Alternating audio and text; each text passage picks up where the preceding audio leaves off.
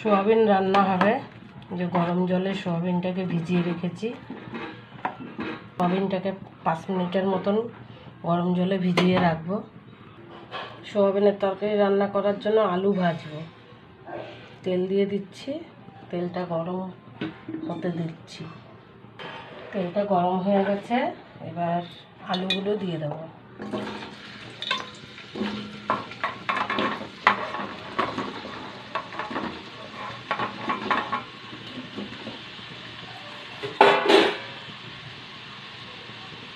Half চামচেরও কম হলুদ দেব, half চামচেরও কম নুন দেব।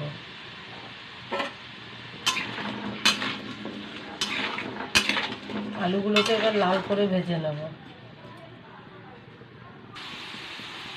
লাল লাল করে আলু ভাজা হয়ে গেছে, এবার তুলে নেব।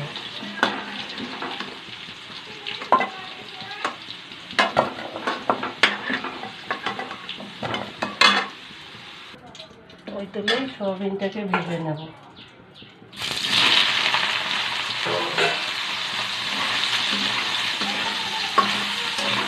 এটাকে লাল লাল করে ভেজে নেব। আর সোয়াবিন ভাজা হয়ে গেছে, এবার সোয়াবিনটাকে তুলে নেব।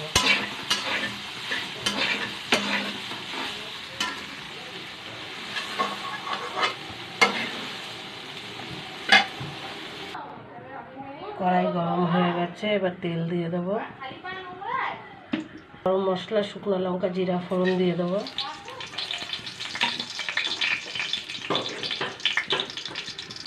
এবার পেঁয়াজটা দিয়ে দেবো, সঙ্গে কটা রসুনের কোয়াও দিয়েছি। এটা লাল লাল করে ভেজে নেব। পেঁয়াজ মোটামুটি লাল লাল ভাজা হয়ে গেছে, এর মধ্যে আদা জিরার বাটা দিয়ে দেবো।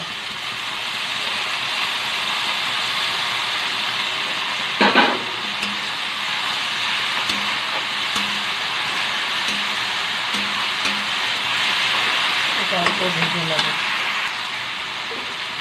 এর মধ্যে লঙ্কা বাটা দিয়ে দেবো, পাকা লঙ্কা বাটা।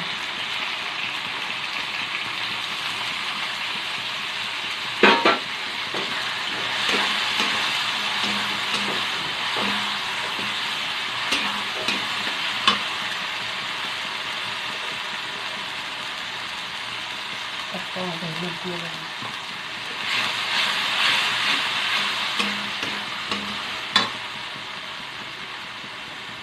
পরিমাণ মতো নুন দিয়ে দেবো।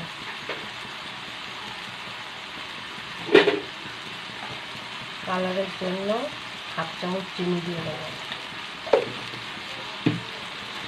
মশলাটাকে ভালো করে কষিয়ে নেব। 1 চামচ জিরের গুঁড়ো দেবো। মশলা আমার কষানো হয়ে গেছে, এবার আলু ভেজে রেখেছিলাম, সোয়াবিন ভেজে রেখেছিলাম, ওটা দিয়ে দেবো। দিয়ে ভালো করে নেড়ে নেব।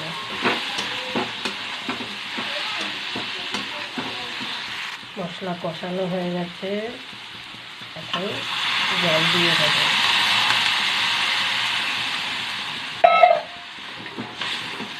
দিয়ে এটা ভালো মতন ফুটে যাবে, তারপরে নামিয়ে দেবো। সোয়াবিনের তরকারি হয়ে গেছে, এবার নামিয়ে নেব।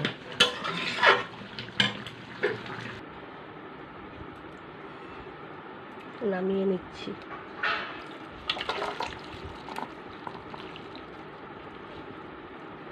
সোয়াবিনের তরকারি তৈরি হয়ে গেছে।